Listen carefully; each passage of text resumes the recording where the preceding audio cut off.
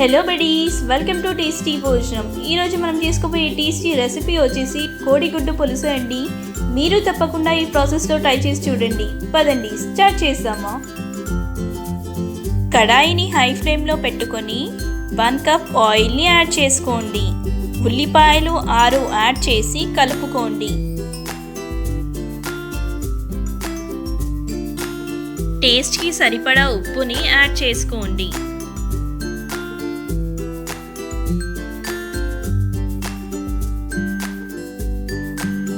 పచ్చిమిరపకాయలు 4, టమాటాలు 2,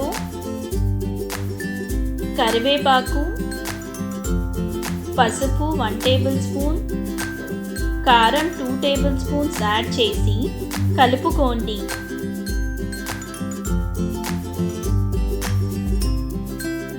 కాజు యాడ్ చేసుకొని 2 మినిట్స్ పాటు కుక్ చేసుకోవాలి.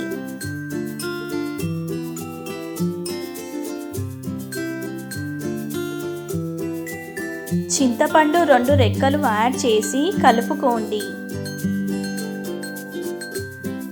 పుదీనా కొద్దిగా యాడ్ చేసి కలుపుకోండి. 3 మినిట్స్ పాటు హై ఫ్లేమ్లో కుక్ చేసుకోవాలి. ఇప్పుడు పొయ్యి ఆఫ్ చేసుకొని ఈ మిశ్రమాన్ని కంప్లీట్గా చల్లారనివ్వాలి. చల్లారాక మిక్సీ జార్లో వేసుకొని పేస్ట్లా చేసుకోవాలి. 1/2 కప్ వాటర్ని యాడ్ చేసి మళ్ళీ మిక్సీ చేసుకోవాలి. మసాలా గ్రేవీ ఈ కన్సిస్టెన్సీలో ఉండాలి. కడాయి హై ఫ్లేమ్లో పెట్టుకొని 1 కప్ ఆయిల్ని యాడ్ చేసుకోండి. 10 ఉడికించి పెట్టుకున్న కోడిగుడ్లని యాడ్ చేసుకుంటున్నాను. మీరు మీకు సరిపడా కోడిగుడ్లను యాడ్ చేసుకోండి.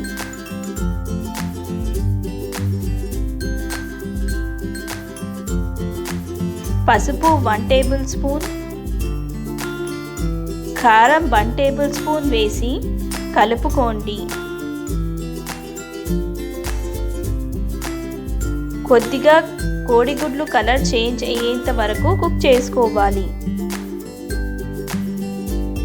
కొద్దిసేపు కోడిగుడ్లను వేయించుకున్న తర్వాత వేరే ప్లేట్లోకి తీసుకొని పక్కన పెట్టుకోండి. ఇప్పుడు అదే ఆయిల్లో 1 టేబుల్ స్పూన్ ఆవాలు, 1 టేబుల్ స్పూన్ జీలకర్ర, యాలకులు 1, దాల్చిన చెక్క 1, బిర్యానీ ఆకు 2 యాడ్ చేసుకోండి. ఇంతకుముందు మనం మిక్సీ చేసి పెట్టుకున్న మసాలా గ్రేవీని యాడ్ చేసుకోవాలి. యాడ్ చేసి కలుపుకోండి.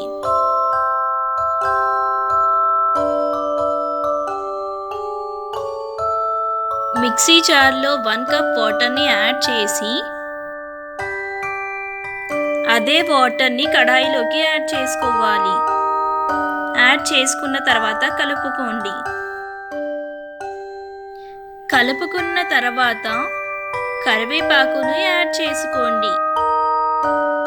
లిడ్ని క్లోజ్ చేసి 15 మినిట్స్ పాటు కుక్ చేసుకోవాలి. మధ్య మధ్యలో కలుపుతూ ఉండండి. ఇప్పుడు ఒకసారి టేస్ట్ చెక్ చేసుకోండి. అవసరమైతే ఉప్పుని యాడ్ చేసుకోండి.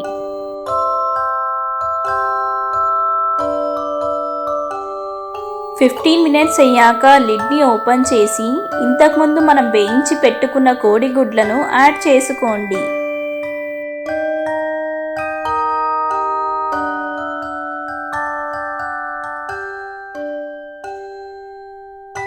జీలకర్ర పొడి 1 టేబుల్ స్పూన్, ధనియాల పొడి 1 table spoon, garam masala 1 table spoon, కొత్తిమీర యాడ్ చేసి కలుపుకోండి. ఇప్పుడు ఒకసారి టేస్ట్ చెక్ చేసుకోండి. కొద్దిగా పుల్లగా ఉంటే చిటికెడంత బెల్లంని యాడ్ చేసుకోండి.